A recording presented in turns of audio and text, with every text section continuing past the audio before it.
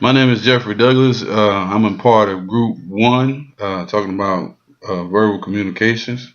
My first question that I have is, what type of negative or positive roles do gestures play in verbal communication?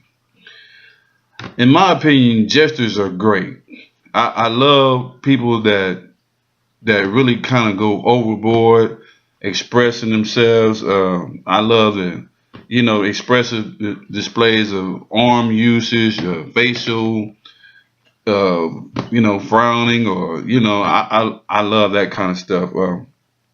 It seems to me that when you do things like that, the audience seems to get more engaged.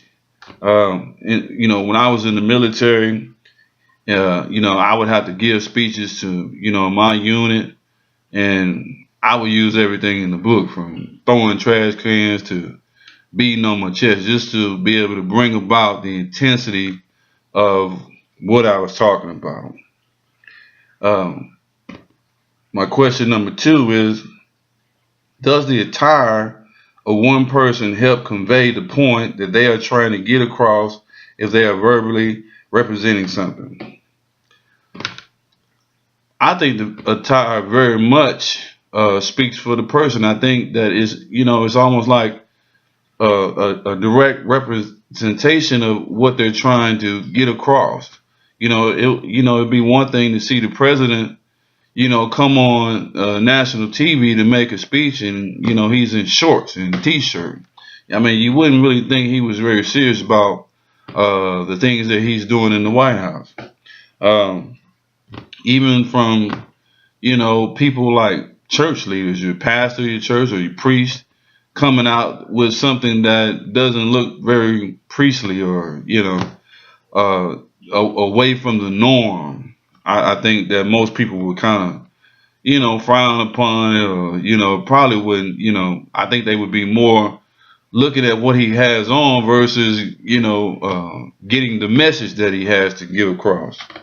um, for me, an example for me, I guess, would be um, back to the military. I would dress the part. My uniforms were flawless. My boots would look like glass, and that was purposely done so that other people in my unit would be able to see how we wanted to represent, how we wanted the unit to represent itself.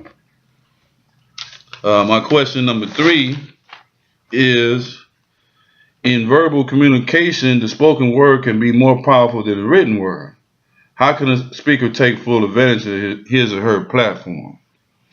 Um, I believe that the spoken word is more powerful than the written word. I think over the years, I've seen some speeches where I think if you just read it, you probably wouldn't even see. It probably wouldn't move you as much as if you watch somebody give this speech. My examples would be, I Have a Dream speech by Dr. Martin Luther King. I think that was a very powerful speech. And even, I've never heard the Gettysburg Address, but I could just visualize just him giving this speech. I actually saw it in the movie. It was very moving, but I never saw him live do it. So uh, I would say that it had to be very moving, just to stand the test of time. One of the best speeches of all time. Um, so that's part four. My question number four is, how can the gender of a speaker impact the way they communicate verbally? That's a tough one. Um, I think the gender of a person can impact the way people communicate verbally. Um, I think it's been my experience that I kind of expect a certain gender to do certain things. I guess that might sound kind of crazy, but when I was in the military, I expected some macho commander to tell me how to go to war and fight.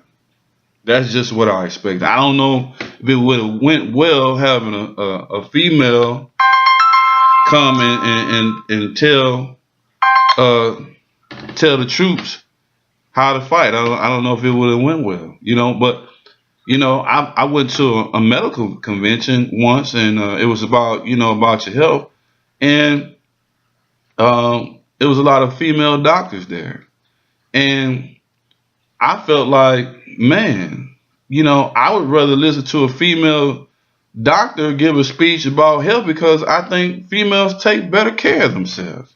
You see these doctors, some of these men doctors, they look like they got one foot in the grave. Personally, I mean, that's my opinion. They look like they don't take care. They don't follow their own advice. So I definitely think that gender can impact certain speeches. I think people kind of expect to see a certain kind of person give a speech.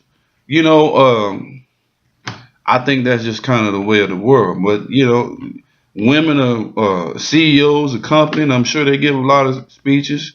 I think obviously if you're a woman, and you over men, you really have to bring your A game. You really have to turn it up a notch. That's the conclusion of my speeches. My video.